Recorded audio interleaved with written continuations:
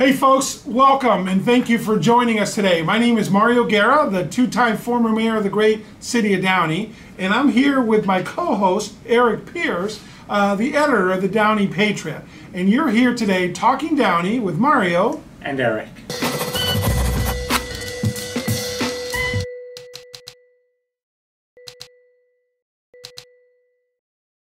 So Claudia, one thing that just recently happened, and the city council voted 4-0 to have a minimum wage for healthcare workers of $25 in the city of Downey. Now, you are a healthcare professional. You are also an ethical professional, so you recuse yourself from the conversation of this because you are a professional working for Kaiser, and you've been with Kaiser and their management team for many years. But I think it's important for us to get your opinion. I will share you that what Eric and I talked about earlier wasn't even about the facts of what the $25 an hour or government, the ideology of government telling an industry how much to charge or to pay, but the fact that they didn't get an impacts report or figure out or even ask anybody that it gets impacted. So we wanted to ask your opinion as a healthcare professional and as a council person here for the city of Downey. What are your thoughts on voting to make that a minimum wage?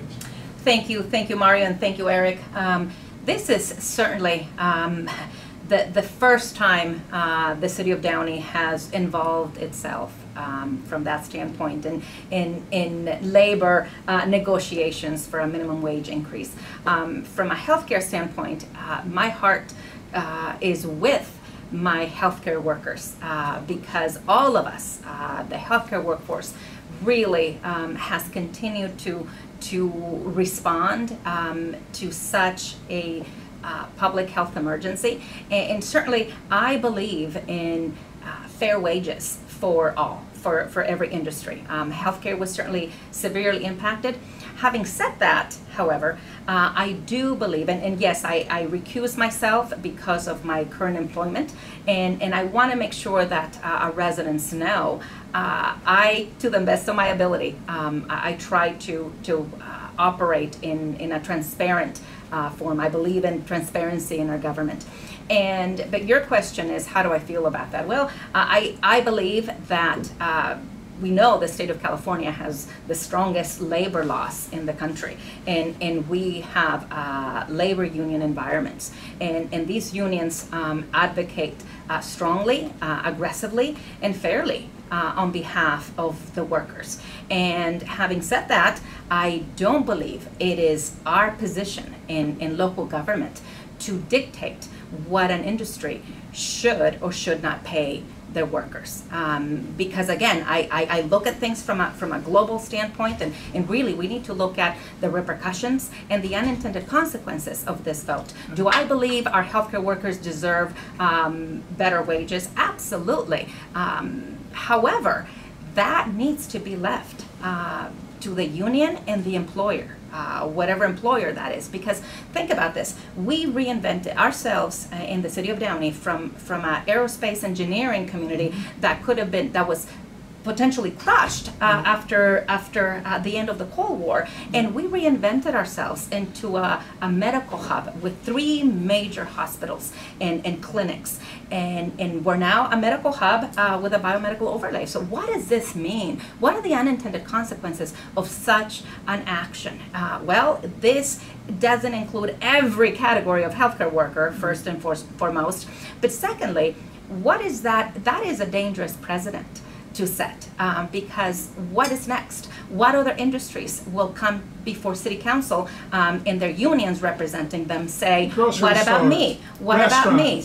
And so I think again, we are in the best position to guide and establish policy, but setting the minimum wage is not up to a city council, in my opinion, my humble opinion.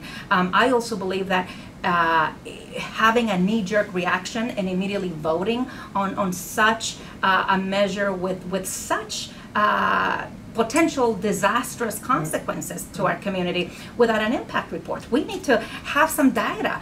We need to be able to analyze how is this going to impact. And again, the larger companies may be okay, but what about the smaller clinics? What about the doctor's offices? And we need to be realistic and decide, where is this money coming from? Right. Where is this money coming from? We're not going to print it. We're not going to, out of thin air. So it's going to eventually it's going to come back to us. And just recently, I was reading on social media some people expressing their concern about inflation and higher prices at restaurants, and that they can take their family out.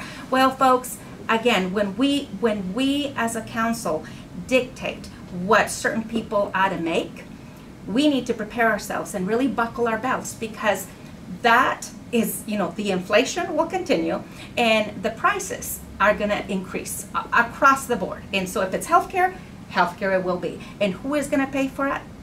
You and I. And so while some of my dear healthcare workers may be celebrating in their unions for this increase, down the road, we're not going to be celebrating so much, because we're all going to be paying higher prices for everything after that. Yeah. So I don't believe local government is the place to make those type of decisions. It was unbelievable to me that this council voted on that without having any information, without an impact study. It was irresponsible, in my opinion, of this council to do that. I still am kind of in shock. Oh, and I think that this should have been brought up. Yes, number one, we need more data to find out how this is going to impact our city of Downey. Will other smaller clinics want to come and open up shop in the city of Downey? Probably not. So guess what, folks? We then lose valuable businesses, valuable revenues, and good solid jobs for our community, because we have now imposed that. Secondly, aside from the data, which is really important, why not leave it to the voters? The voters, you are the ones that have the power to decide where it is you want to conduct policy. And so I really believe that it would have been in our best interest as a city to have it go to the ballot box in November. Not our decision. But absolutely. But I couldn't vote on it, and I couldn't discuss that. So Eric, any final thoughts on this issue there with the councilwoman? Okay, no, great. No. So thank you for sharing that portion of that. We'll probably have that as a separate standalones on there. So thank you for sharing your information. Thank you. So, anyways, with that, I'll say thank you for listening to Talking Downey with Mario and Eric.